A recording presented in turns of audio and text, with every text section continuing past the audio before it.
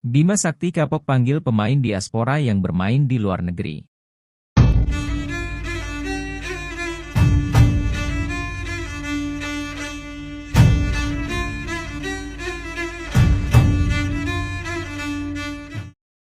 Pelatih Timnas U17 yakni Bima Sakti merasa kecewa dengan penampilan para pemain diaspora yang bermain di luar negeri.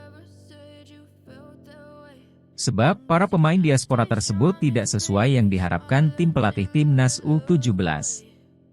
Seperti yang diketahui, saat pembukaan seleksi pemain Timnas U17, Bima Sakti mengundang beberapa pemain yang berkarier di Eropa. Namun, di tahap pemilihan pemain justru tidak ada satupun pemain diaspora yang masuk ke skema pelatih Bima Sakti. Hal tersebut terlihat saat Timnas Indonesia menggelar laga uji coba menghadapi Korea Selatan.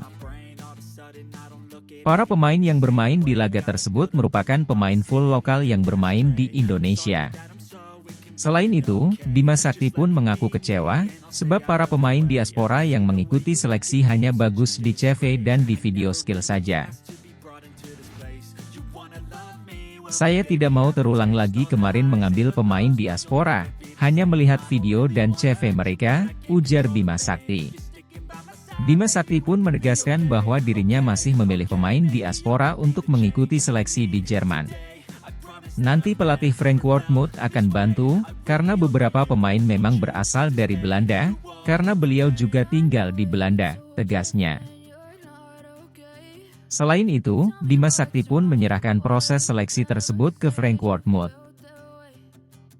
Frank akan melihat langsung nanti misalnya ada target 1, 2, atau 3 pemain akan dipanggil untuk ke Jerman nanti, 2 slot itu dilihat dulu gimana nanti kualitasnya, lanjutnya.